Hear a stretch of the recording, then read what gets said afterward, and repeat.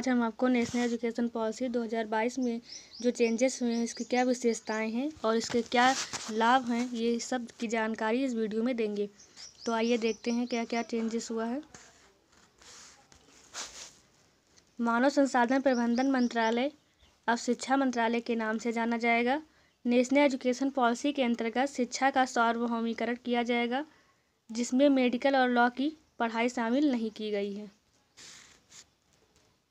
पहले 10+2 का pattern follow किया जाता था, परंतु अब नई नेशनल एजुकेशन पॉलिसी के अंतर्गत 5+3+3+4 का पैटर्न फॉलो किया जाएगा, जिसमें 12 साल की स्कूली शिक्षा होगी और 3 साल की प्री स्कूली शिक्षा होगी।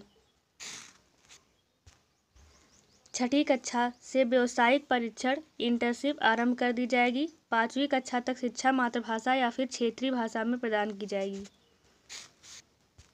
देखते हैं और क्या क्या हुआ है। पहले साइंस, कॉमर्स या आर्ट स्ट्रीम होती थी, अब ऐसी कोई भी स्ट्रीम नहीं होगी। छात्र अपनी इच्छा अनुसार विषय चुन सकते हैं। छात्र फिजिक्स के साथ अकाउंट्स या फिर आर्ट्स का कोई भी सब्जेक्ट पढ़ सकते हैं। छात्रों को छठी कक्षा से कोडिंग सिखाई जाएगी। सभी प्रकार की अकाउंटेंट को क्षेत्रीय भाषा में ट्रांसलेट किया जाएगा। वर्चुअल लैब डेवलप की जाएगी। अब देखते हैं नई शिक्षा नीति के लाभ क्या हैं। नेशनल एजुकेशन पॉलिसी को लागू करने के लिए डीजीपी का 6% हिस्सा खर्च किया जाएगा। पढ़ाई में संस्कृत और भारत की अन्य प्राचीन भाषाएं पढ़ने का विकल्प रखा जाएगा। छात्र अगर चाहे तो यह भाषाएं पढ़ सकते हैं। बोर्ड परीक्षाओं में भी बदलाव किया जाएगा। ऐसा हो सकता है कि साल में 2 बार छात्राओं के ऊपर से बोझ कम करने के लिए बोर्ड परीक्षाएं ली जाएं।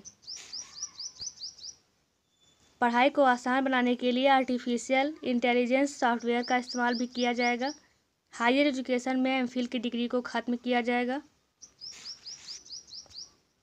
एक्स्ट्रा करिकुलर एक्टिविटीज़ को मेन सिलेबस में रखा जाएगा। छात्रों को 3 भाषा सिखाई जाएंगी, जो कि राज्य अपने स्तर पर निर्धारित करेंगे।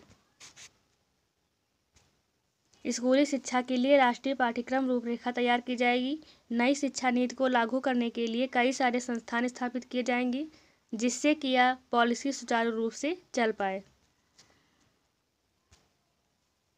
नई एजुकेशन पॉलिसी के अंतर्गत बच्चों की पढ़ाई के साथ साथ उनकी कौशल पर विशेष ध्यान दिया जाएगा। नई शिक्षा नीति के अंतर्गत यदि कोई छात्र कोई कोर्स बीच में छोड़कर दूसरे कोर्स में दाखिला लेना चाहता है, तो वह पहले कोर्स से निश्चित समय तक ब्रेक ले सकता है और दूसरा कोर्स ज्वाइन कर सकता है।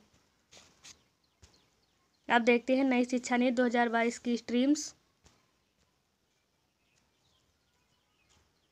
नेशनल एजुकेशन पॉलिसी 2022 के अंतर्गत छात्रों को अब कोई एक स्ट्रीम नहीं चुननी होगी। अब छात्र आर्ट स्ट्रीम के साथ साइंस स्ट्रीम भी पढ़ सकते हैं, साइंस स्ट्रीम के साथ आर्ट स्ट्रीम भी पढ़ सकते हैं। प्रत्येक विषय को अतिरिक्त पाठ्यक्रम न मान के पाठ्यक्रम के रूप में देखा जाएगा, जिसमें योग, खेल, नृत्य, मूर्तिकला, संगीत आदि शामिल होंगी।